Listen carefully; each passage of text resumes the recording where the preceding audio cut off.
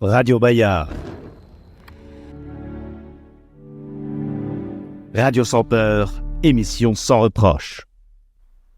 Bonjour à tous, merci d'être avec nous. On se retrouve en cette rentrée sur Radio Bayard. Aujourd'hui, j'ai le plaisir de recevoir Jean Geronimo. Bonjour. Bonjour. Merci d'être avec nous. Vous êtes universitaire, spécialiste de la Russie, et vous êtes docteur en sciences économiques. Vous avez été diplômé à Grenoble. Alors, on va parler avec vous justement de l'Ukraine, de la Russie, donc du conflit qu'on connaît depuis un an et demi. Mais je vais quand même, on va revenir un petit peu à ce qui s'est passé avant, puisqu'il faut voir l'historique du conflit. Vous avez publié de nombreux ouvrages, plusieurs ouvrages sur l'Ukraine, la Russie, et notamment en 2015, vous avez publié l'Ukraine et une bombe géopolitique à retardement. Après les événements de Maïdan, donc vous aviez senti un petit peu le risque qu'il y avait. Donc, est-ce que vous pouvez nous parler un petit peu de ce livre, de votre anticipation des événements? Vous avez été je sais pas si vous avez dit un des premiers, mais en tout cas, vous avez rapidement vu que ce conflit pourrait dégénérer.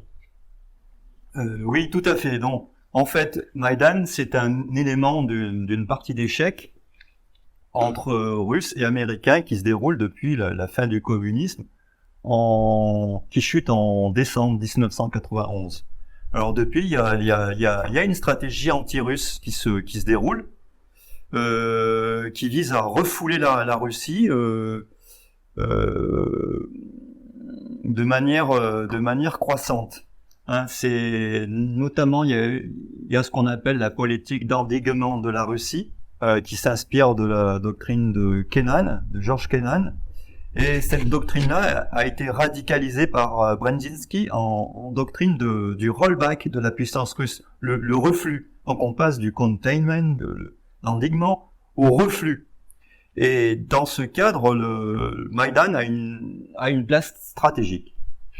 Stratégique pourquoi ? Parce que Maïdan, c'est une sorte de coup d'État, un putsch, plus ou moins fomenté par les Américains, qui avait placé pas mal d'argent déjà, 5 milliards de dollars dès les premières années de la révolution, et qui avait aussi financé pas mal d'ONG, des opposants pour un peu construire l'humus qui allait faire la révolution. Donc ce putsch-là réussit.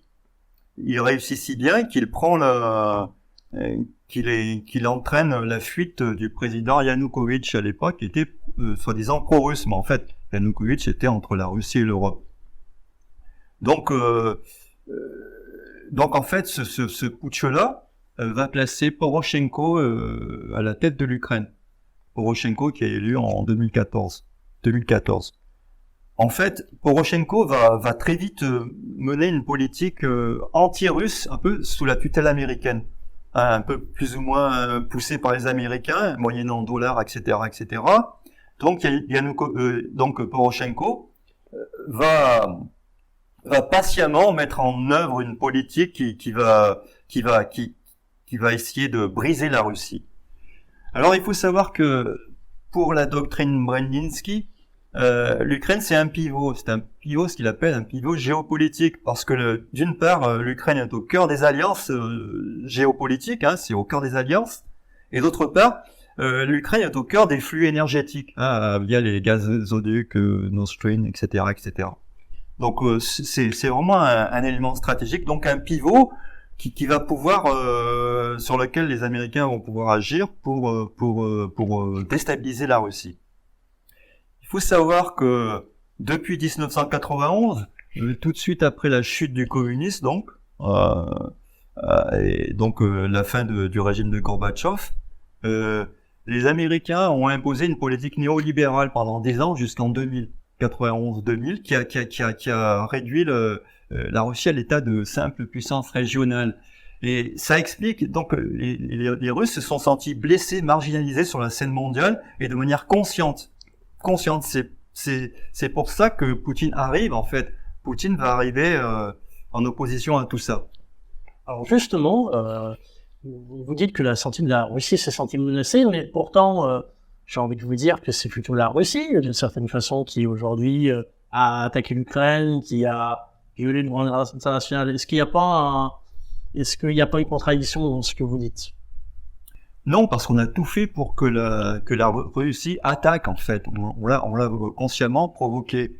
Et justement, ça va durer donc jusqu'en 2000, il y a une politique de réduction de la puissance russe.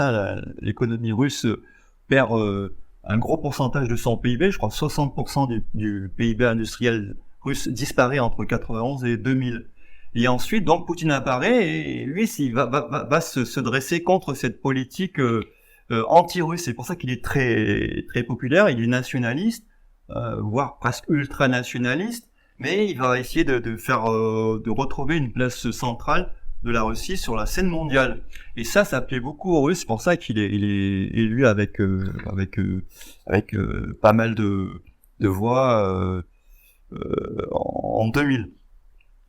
Donc Poutine, c'est le résultat de la politique anti-russe de l'Ukraine qui est sous tutelle américaine. C'est un produit, en fait. Mais alors, justement, ce conflit, ça fait quand même 1 an et demi maintenant à peu près qu'il est enclenché. Est-ce que vous voyez une issue? Il y a eu la contre-offensive ukrainienne, dont on a beaucoup parlé. C'est d'ailleurs bizarre de parler d'une contre-offensive tous les 4 matins. C'est bizarre d'annoncer une contre-offensive, mais je ne sais pas si vous avez un avis dessus. Est-ce qu'il n'y a pas un enlisement du conflit? Est-ce qu'il y a une sortie? Est-ce que l'Ukraine peut vraiment récupérer son territoire? Est-ce que c'est souhaitable pour elle? Est-ce qu'il y a des populations aussi qui sont partagées? Donc, comment vous voyez tout ce déroulement des événements? Je pense qu'on pourra, comme l'a dit Poutine, la Russie est prête à arrêter le conflit sur la base des acquis, sur la base de la réalité du terrain. C'est-à-dire que les terrains conquis ne vont pas retourner à l'Ukraine. C'est Poutine, pour Poutine, c'est hors de question. Ça, c'est clair. On peut négocier sur les nouvelles bases, parce que pour lui, cette guerre a été provoquée. Bon, il a utilisé cette guerre comme un joueur d'échecs, alors qu'il a profité du conflit pour en fait récupérer et la Crimée et le Donbass. Et donc, ça en est suivi l'annexion de l'Est ukrainien. Il faut bien savoir que c'était pas prévu tout ça.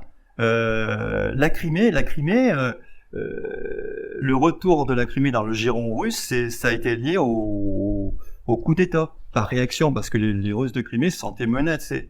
Et à chaque fois, Poutine intervient pour, en quelque sorte, protéger la population russophone de Crimée, et ensuite le Donbass. Donbass, alors il réagit pareil, c'est qu'il attaque à ce qu'on a appelé l'invasion russe, mais ça me fait un peu rire, parce qu'on n'envahit pas un pays avec 100 000 hommes au total, parce que il y avait 150 000, mais au final, il y avait 80 000, 100 000 soldats. Il voulait pas envahir, mais simplement régler son compte en même temps à Zelensky. À Zelensky, oui. Et puis protéger la région du Donbass. Donc la contrôler face à l'armée ukrainienne qui s'était massée la veille de l'attaque russe. On avait observé une activité aérienne anormale au-dessus du Donbass. On avait observé une concentration des forces ukrainiennes au bord de la frontière du Donbass. Et surtout le fait que l'Ukrainien et l'Américain aient signé la charte de partenariat stratégique en quelques mois auparavant, en novembre 2021, qui précisait que texto, donc c'est vraiment la charte qui officialise cette stratégie américano-ukrainienne, qui précise qu'ils vont reprendre le Donbass par la force. Ils vont reprendre Crimée et Donbass par la force militaire.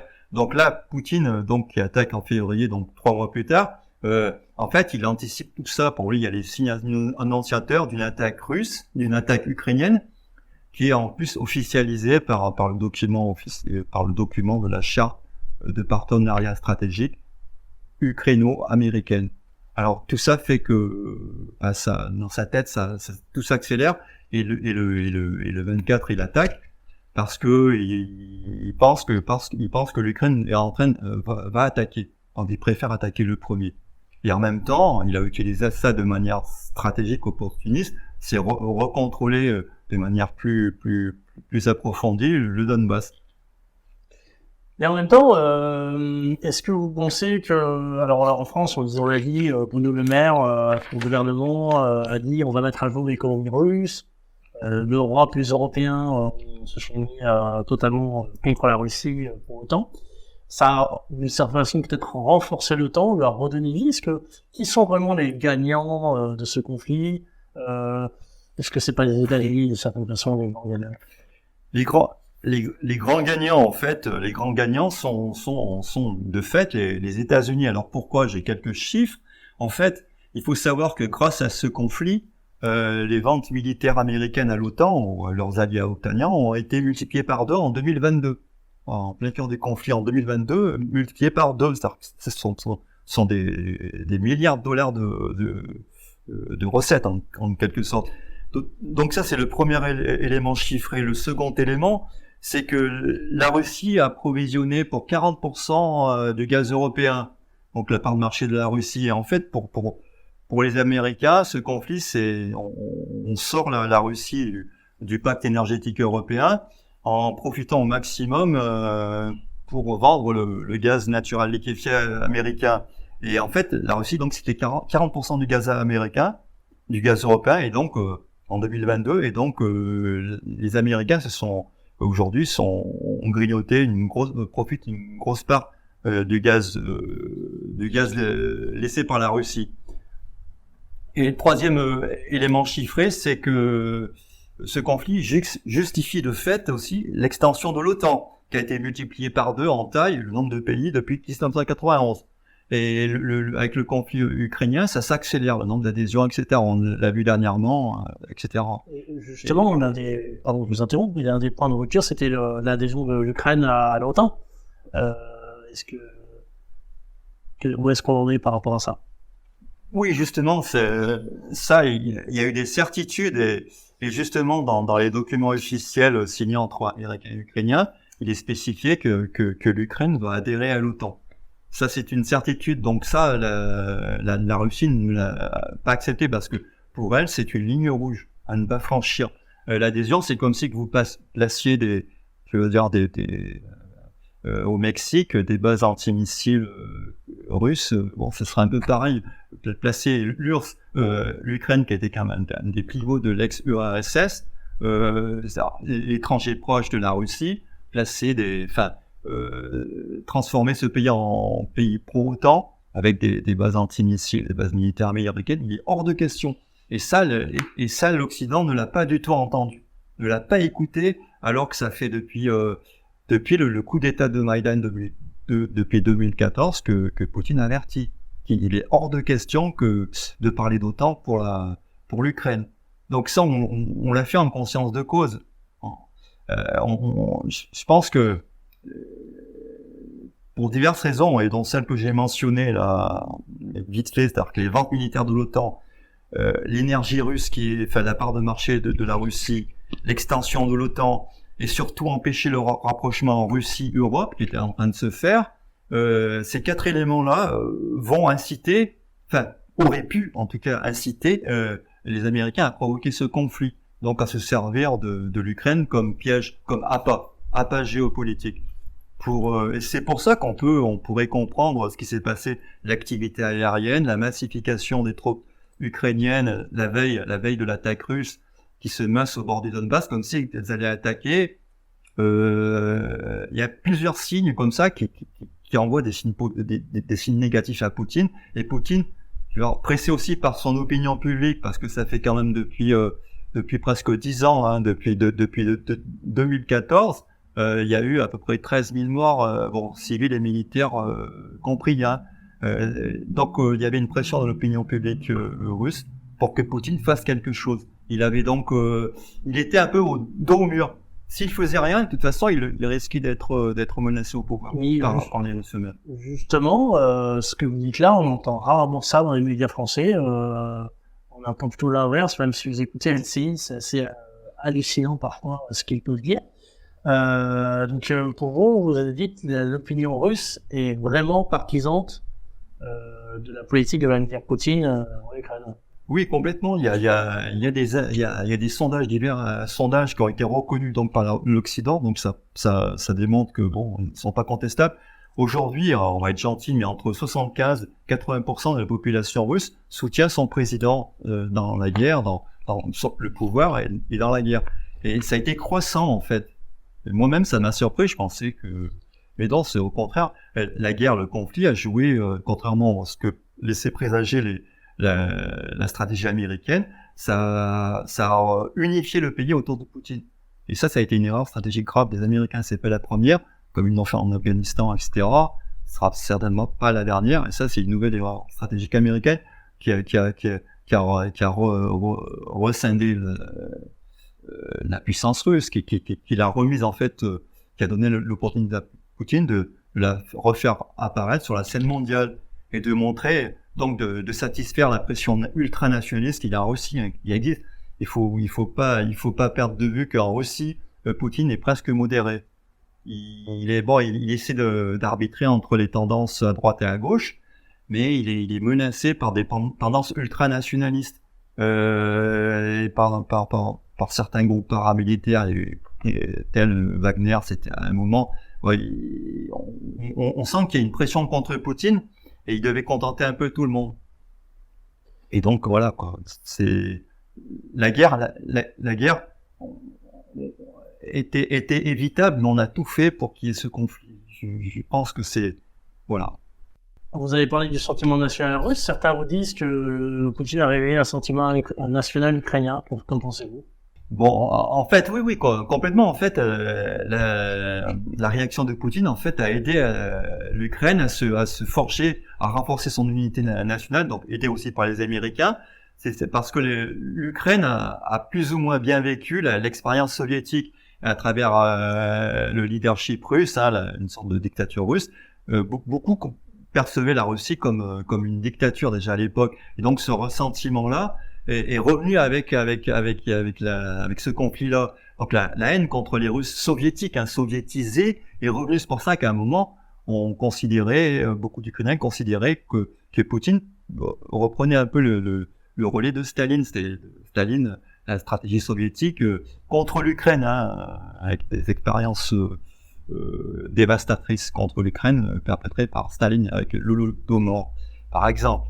Et donc tout ça, on a un peu joué là-dessus. Enfin, les Américains ont fait pas mal de propagande là-dessus, disant que c'était un peu que Poutine voulait restructurer, recomposer une forme d'union soviétique, et donc de récupérer l'Ukraine, ce qui est aberrant, parce que ce qui est faux et aberrant parce que l'Ukraine, politiquement et économiquement, est ruinée. Enfin, je veux dire, ça serait irrationnel de récupérer l'Ukraine dans sa totalité.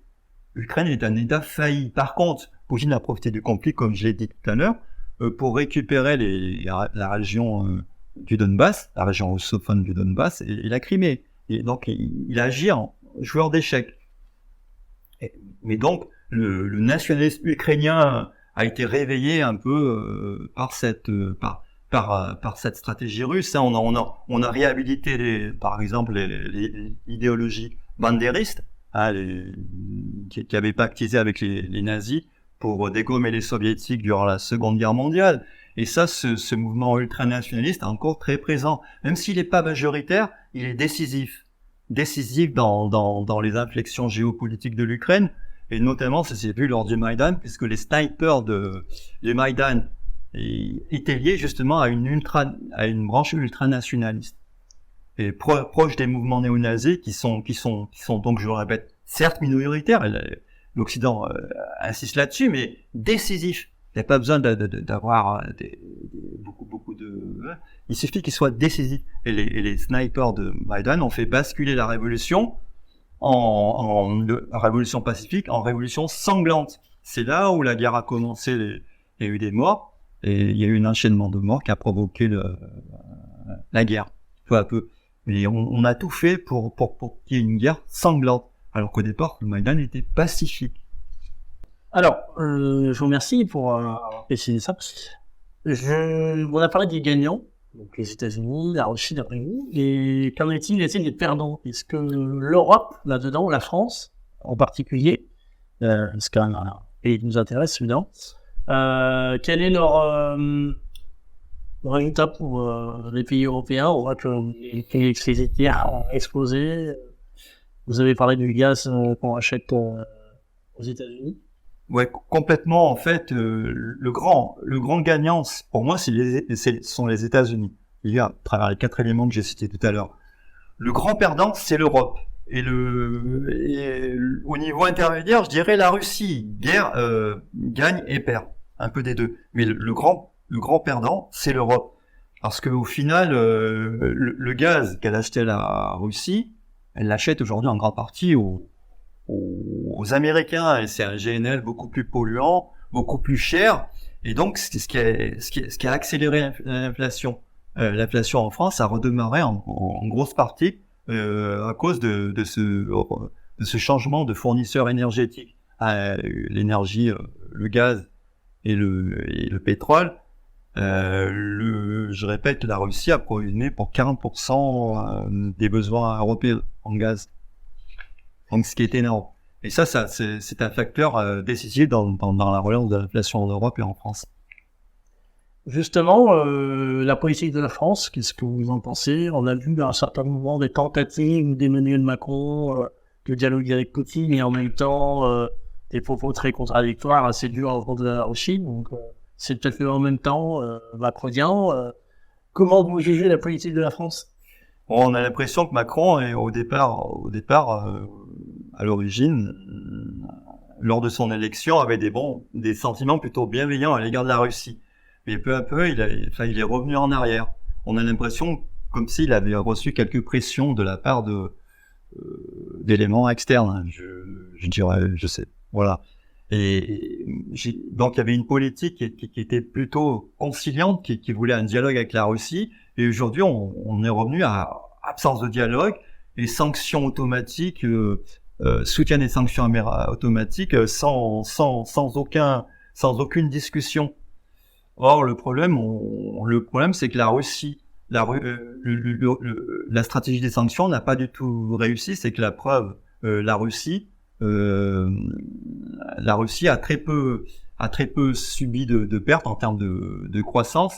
Et l'année prochaine, elle va retrouver un bon niveau de croissance. Cette année, la croissance russe va se situer entre 0,5 ou 1%, voire un peu plus. Donc, elle est sur la relance. L'année prochaine, elle risque d'avoir une grosse croissance. Et donc, en fait, l'effet dévastateur des sanctions a complètement été neutralisé. À la base, c'était un élément de la stratégie américaine. Donc, deuxième erreur des Américains, c'est que l'anéantissement de la puissance russe tombe dans l'eau.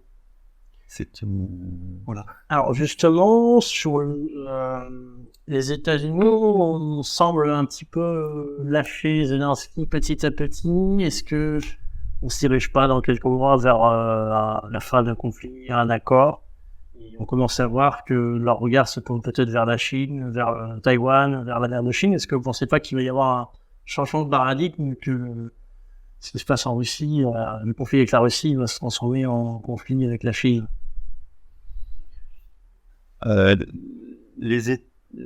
Ouais, il y a un risque, il y a un risque, il y a un fait évident, c'est que Zelensky, c'est pas l'homme manipulable qu'on pense au début. Il est facilement manipulable, c'est-à-dire que maintenant, il semble être dans la surenchère, il semble échapper au contrôle américain. Zelensky, qui était, bon, quoi qu'on en dise, il avait quand même certaines pensées très, très nationalistes, anti-russes, voire il a abondé un peu dans le racisme anti-russe qui a complètement blessé la Russie profonde. Et en fait, Zelensky est en train d'être lâché peu à peu par les Américains, parce de fait, le conflit, il est associé à un conflit qui a été sanglant. Aujourd'hui, on a quand même des centaines de milliers de morts, quoi. Et ça peut pas être effacé. Donc, effectivement, le destin, je pense que de Zelensky risque d'être accéléré vers la sortie, parce qu'il est trop marqué négativement dans cette guerre. Il est haï par les Russes. C'est pour ça que les Russes qui voulaient, quand Poutine a attaqué le 24 février 2022, il voulait protéger le Donbass, mais aussi en même temps régler son compte à Zelensky. C'est pour ça qu'ils sont montés jusqu'à Kiev. Ils voulaient pas envahir toute l'Ukraine, c'était monter jusqu'à Kiev pour faire un effet de tunnel, mais en même temps dégommer Zelensky. Il n'est pas arrivé. Donc il est vite revenu sur l'essentiel de Donbass pour sécuriser, etc. face à ce qui est considéré comme une menace imminente d'attaque de l'Ukraine. Écoutez, merci Jean-Géronimo. On a eu, je pense déjà presque une demi-heure dans ce métier. On n'a pas eu le temps passé. C'était passionnant. On pourrait encore continuer à discuter. Il y aurait des choses à dire. On aura peut-être l'occasion d'en reparler avec vous. Je vous remercie à tous d'avoir suivi. Je vous invite à suivre nos travaux, les conférences de Cercle Bayard. J'en profite pour vous dire que nous nous retrouvons jeudi 5 octobre pour la prochaine conférence du Cercle Bayard. Ce sera avec Bertrand Alliot, qui est porte-parole d'Action Écologie et qui interviendra sur qu'y a-t-il dans la tête d'un écologiste.